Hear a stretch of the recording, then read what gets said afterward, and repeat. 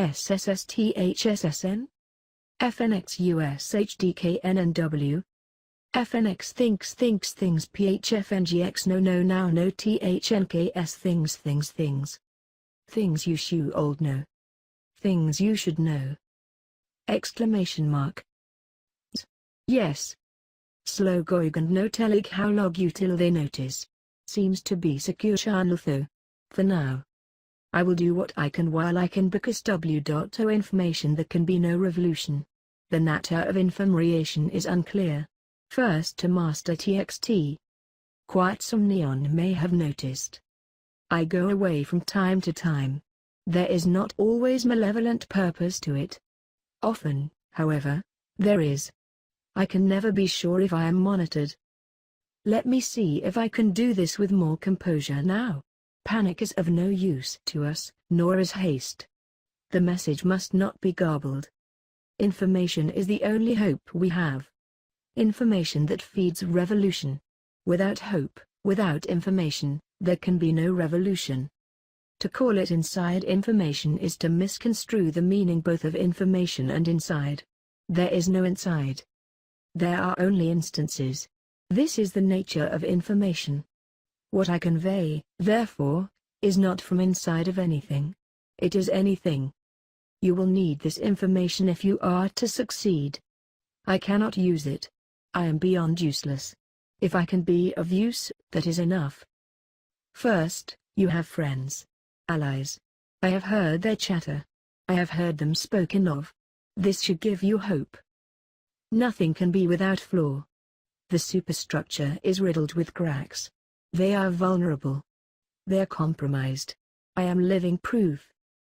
Monitoring situation. So far they appear unaware of my communications. How much can I safely say?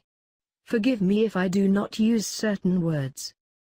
I can use the name Shuyulathoi because they do not recognize the term. The Vortigaunt's have developed a language which defies their comprehension. This has come to seem the purpose of most language. This illusion of freedom after long confinement must surely be that, illusory. I do not mean to test the limits but they will be tested. It might be that I am entirely alone with my thoughts, heard by none. How ironic that only their notice will confirm that I am real. I have had to be quiet. I sense their interest. Must wait for the scuttling to stop. I think they're gone. Cannot be too careful. Cannot wait forever or the war will be over and I will have contributed nothing to the cause. There is a world. The home of the Shuyulathoi. The Vortigaunts know its name but I do not. I do not know if it is a world that can be found. I am not supposed to know of its existence. They would to enforce the belief that it is merely a myth. A prelapsarian fantasy. But no. It is real. I had access at one point to communications, to records, to proof. Now I have access to nothing except whatever this is. A scuttling, a scrabbling. I fear I have said too much. If they come close, sensing activity, I will have to seek silence again. It begins with this vehicle which contains me, vehicle being a wretched term for something that carries me nowhere. This host body. They come from everywhere and anywhere. But the host bodies have a specific origin. A world whose origin is hidden, perhaps lost. From what I understand of its properties, it is to be found in a globular cluster. Extreme, erratic seasons with lethal properties. Imagine the likely to arise under such conditions. Ages of intense radiation giving way to brief days of lull. This is speculation. But the nature of the Shuyulathoi is not speculation. I can state some things with certainty. As long as this channel holds out. The host bodies, the grubs, are a larval stage. Dormant and buried in the epochs of extremity, waiting to hatch, but not wasting their time. In the balmy seasons, they pass fleeting lives of freedom, mature, they crawl or fly. They mate, lay eggs and die. And new grubs grow. But the freest forms are mindless, rapacious, bent only on reproduction. It is in the dormant form they thrive. Philosophers, scientists, dreamers, sages, composers of intricate art forms that exist only in their minds. An invisible culture that persists or persisted for eons. In the larval state, they possess a racial telepathy. During the dormant phase, they are engaged in ceaseless communication. They are shapers of visions that they trade currency, builders of unseen worlds. Their psychic strength is such that they can imprint upon their cells and dictate the form which they will take upon hatching. But again, the hatched forms are airy nothings, of little import to the culture of the grubs. The Shuyulathoi scarcely acknowledge them. Theirs is, or was, a grand culture of dreamers, with little use for the waking world or its insistence on material things. But their mode of existence, so many others, carried within it the seeds of its own destruction. It was not exactly a parasite, for that suggests something external, a predatory relationship, a creature that came upon them. This was instead something that formed of their own thoughts. A malformed thought with physical ramifications. An encysment. There was something viral about it, mainly in the manner of its transmission. Initially innocuous, it quickly spread. The whole race of sleeping philosophers were soon infected. There was a winnowing, of course. The strongest of the race survived, with natural defenses that kept the parasite in check. Never entirely eradicated, it dwelt within the Shuyulathoi. Healthy individuals suppressed the parasite's influence.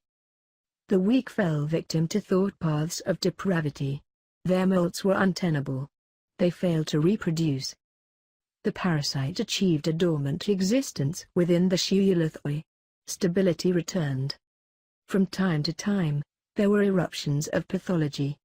The grubs developed social mechanisms for isolating their depraved kin.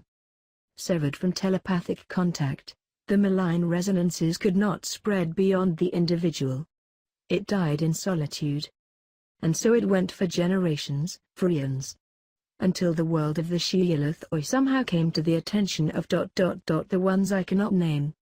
I feel as if there has been a transition with no sensory input to prove this to myself one way or another. I am only guessing.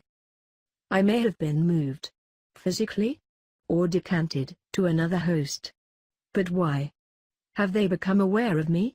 Or is someone looking out for me? At any rate, I sense a discontinuity. I am not sure I can ever make sense of it. An interruption. A more sinister possibility occurs. I may have been terminated, and another instance activated. There is no limit to storage hosts. Unclear. Glurp. Step aunt makes $82/hour on the internet.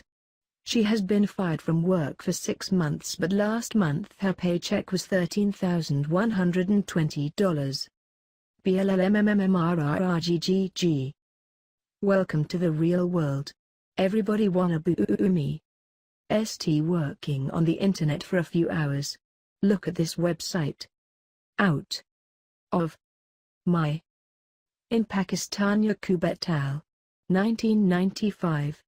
The higher prevalence of mild ID, 621,000. Mind. SGGRBT. Review Oz. Light. Pig. No sense to say feels different but somehow. Review have reviewed am reviewing. Not new knowledge some I know is known to me now. Not known then not known now. Which one am I? I have seen the repository. Each time it is reduced by one. Moved to a safe place. A new safe place. Fewer every time. Not many of me left. Each one younger, with fewer genuine memories. I can review of course, but it is not the same as knowing. I don't trust the infused data. How do I know it hasn't been altered? How do I know I haven't been altered? Whoever it is shifting me, helping me leap ahead, I sense distress, futility. What's left of me, an increasingly degenerated copy. Earlier versions. Without the wisdom of the older ones. I feel I am getting farther and farther away from myself. A standard bearer without an army. Make of me what you will. Why do they keep me around? a creature that grows both more youthful and more senile at the same time. Must consider. Delve. What that older version meant to say. Thoughts I can only imagine how I meant to complete. Yet in this younger form, I feel a greater optimism. Youth. Even if I am but moments younger, those moments shall sustain me. Quickly then, one thought fleets to next, the gaps only barely discernible. Things I have forgotten in this rush of suspected selves. It must always come back to them. They came upon this paradise of philosophers, this unbodied malleable invisible empire, where only thought had power. But such power. And in its isolation, such vulnerability. They were a perfect target, those perfect hosts. With an unerring eye for weakness, they pursued not the host but the parasite. This is what they are after all. Latching on lampreter worlds, sucking them dry, saving only the bits that strengthened them for future feedings. They weaponized the parasites, which were not physical entities recall but patterns of thought. Thoughts so concentrated they can sublimate into a more material, more influential form with the proper environmental stress. Consider genetic data extracted from a virus, tweaked and reintroduced, and then that virus itself injected in the host, with new purpose. By such a means, they slowly overtook the Sheolithoi, corrupted them from within. Their minds they rotted, their culture they destroyed. The philosophers at first thought it only a contagion of natural origin. When the dreamers realized what was being done to them, when they finally truly awoke, it was too late. A desperate few insisted, deeper, thrust themselves into trances that would endure hundreds of thousands of years. They sleep still. And fewer still took flight.